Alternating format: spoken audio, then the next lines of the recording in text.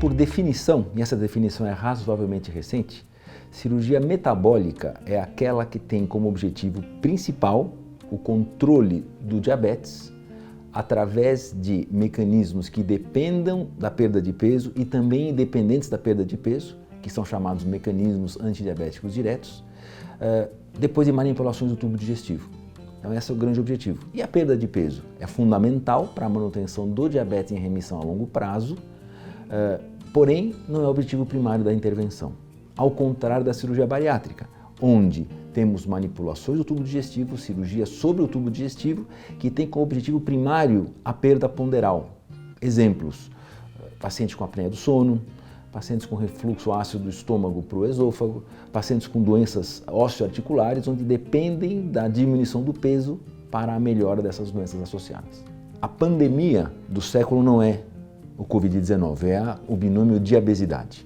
A gente estima que 30 a 40% das mortes no mundo sejam por eventos cardiovasculares e 60 a 70% desses 30% vêm do diabetes e vem da obesidade também. Diabetes é o carro-chefe. E se a gente puder associar com o que nós vivemos hoje, a epidemia do Covid-19, a pandemia do Covid-19, e retirar a idade e estudar quais são os fatores isolados que mais causam Covid grave, ventilação mecânica, internação em UTI e óbitos, é exatamente obesidade, diabetes e hipertensão.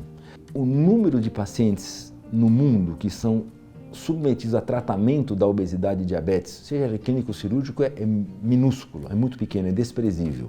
Se eu der um exemplo de cirurgia, a gente opera no Brasil entre 2% e 3% dos pacientes elegíveis para cirurgia. Paciente que tem indicação cirúrgica. Lamentavelmente, a população julga que obesidade e diabetes são culpa do paciente. Então o paciente é culpado, ele é preguiçoso, não tem força de vontade, não sabe escolher comida. E quando a gente sabe que a causa dessa diabesidade é genética, 75% da pirâmide das causas vem de influência genética e o meio ambiente perfaz 10, 15%.